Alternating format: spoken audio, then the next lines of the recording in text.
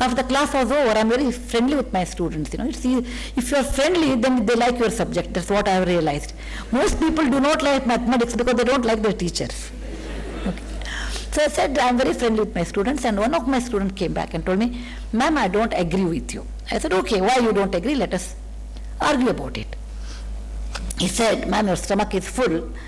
Your husband has made good money, so you can sit and talk about charity, compassion, etc.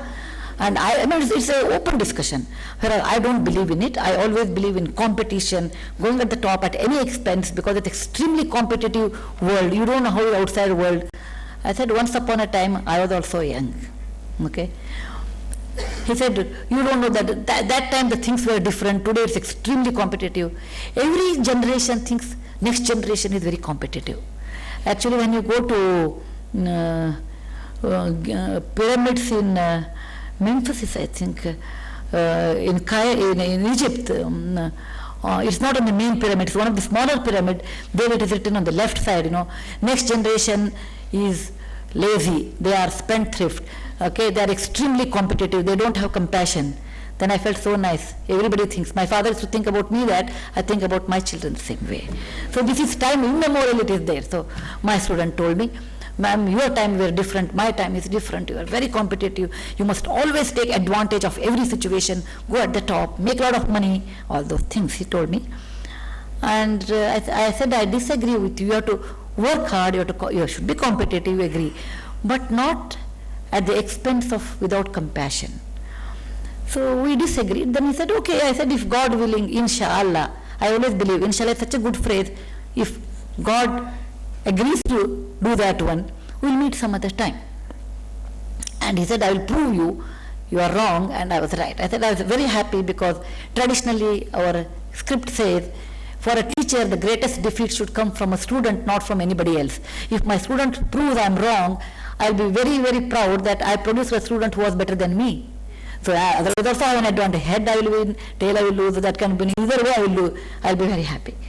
10 years, 12 years passed. He got a very good job also.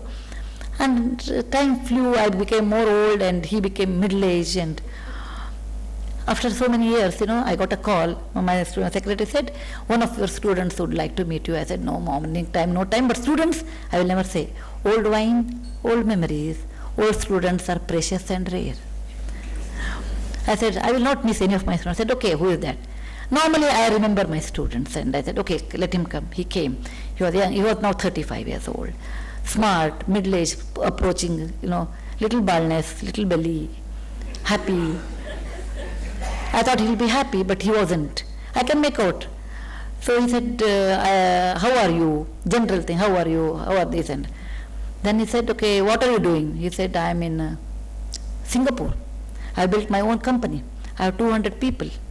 Then I said, how many children do you have? Because I'm old-fashioned, I asked how many children do you have. I think in a new generation should not ask, because it's a personal space and personal matters, which in India we don't understand. In Hubli we will never understand. Because in Hubli we have community living. Everybody's house, what happens I will be knowing. Even after living Hubli for 38 years, I know who is who ran away, who ran after whom, okay, all those details. Because I am from Hubli, and about me everybody knows. How I met Murthy, how I got married in 800 rupees, everyone knows. Hubli, everyone knows my personal things and my professional things. But that is my place, and we live like that happily, without any complaint. So, but I am an old-fashioned person, so I asked him, how many children you have? I have one daughter. How is your wife? He pulled up his purse and showed. In college he used to go out with a girl, but this wife was different. Maybe because I belong to that generation, if you go to the boy, you have to marry him only, you don't have a choice. Anyway, he was married to somebody very good looking, like a model kind of a girl. I said, how is everything? He said, oh, I have bought a house in Delhi, in Defense Colony, supposed to be courts, a good area. Bangalore, Sadashivanagar, good area. Bombay, Worli, good area. I said, you have 3 houses in a 3 courts area. You have a wife who may be 30 but looks like 20. You have a daughter who is 7 but very pretty. You have built a company. I think you must be top of the world. And you have come to tell me that, ma'am, you were wrong and I was right.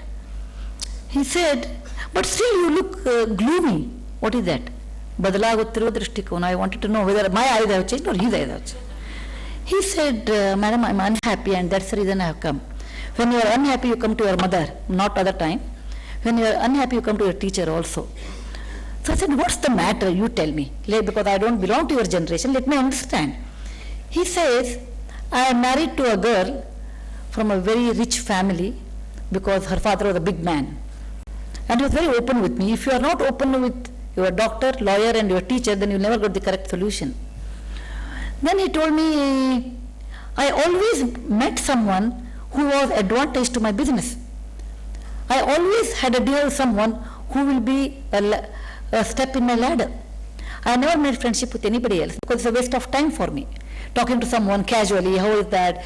What is the today's lunch? Okay, you need not talk lunch, you talk. Men think they always talk, all men should excuse me, they always think they talk more important and women talk less important. Actually, both of them talk the same thing. Men talk cricket, we talk sorry, there's no difference. Okay? And men always think that they're very, decisive, powerful, they can amend anything. Actually, they're under that impression. But the woman who makes everything. Okay? We give that impression to men, oh, you are the Lord, but you are not. They are not. He says, I made all these connections, this and that. In the process, what happened? He says, my wife is not friendly with me.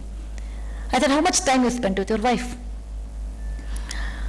He says, I got her a Mercedes-Benz car. I said, no, I didn't ask what you bought for her. What did you do? He said, what did you take her out? Did you listen to her difficulties? Did you listen to her loneliness? Did you talk to her? He said, oh, women always complain, so I didn't bother. And I did talk to her whenever she was very important to me that time. I said, okay, what is next then? He said, my daughter talks to me only when she wants something from me. I said, what's wrong? Like you, like father, like daughter. Those are new proverbs, no? Like mother, like daughter, like father, like daughter, I told. Then he says, no ma'am, it hurts me. I said, why should hurt?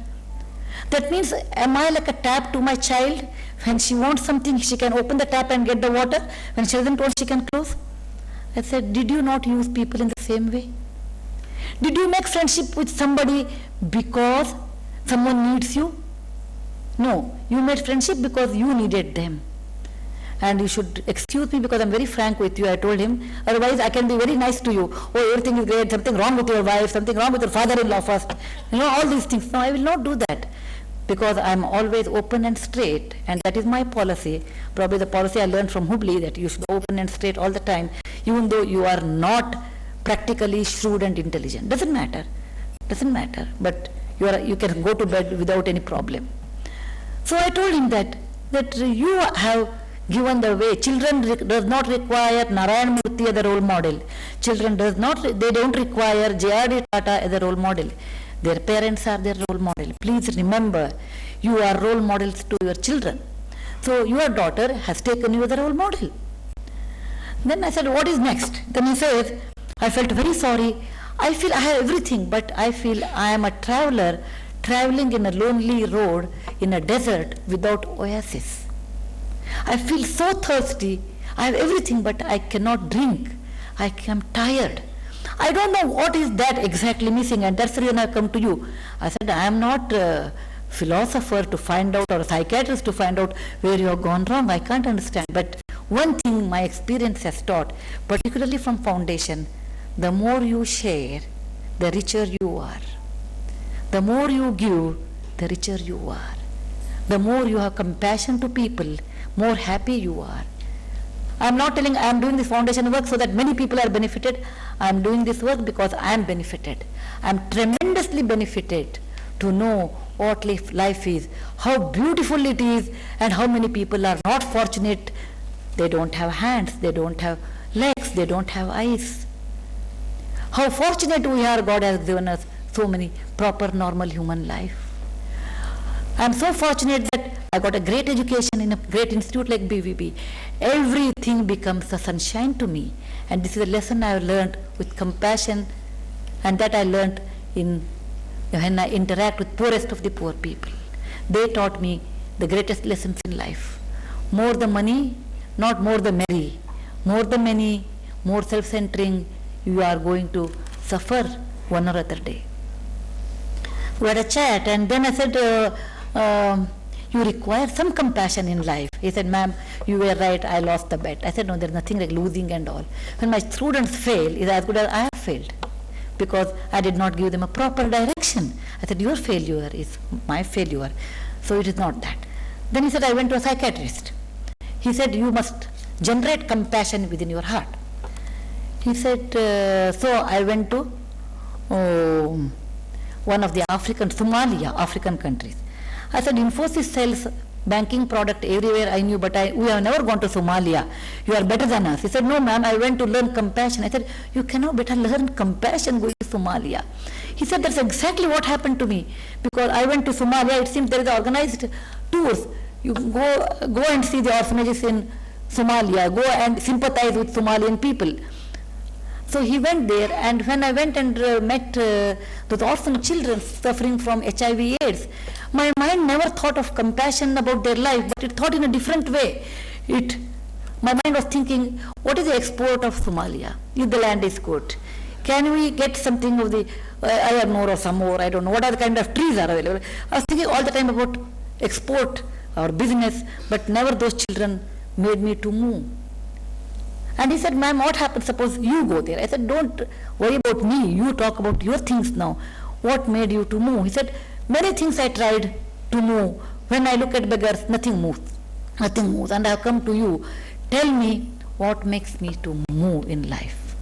I told him, I can't teach you. I can teach you computer science, but I cannot teach you compassion. It should generate within your heart.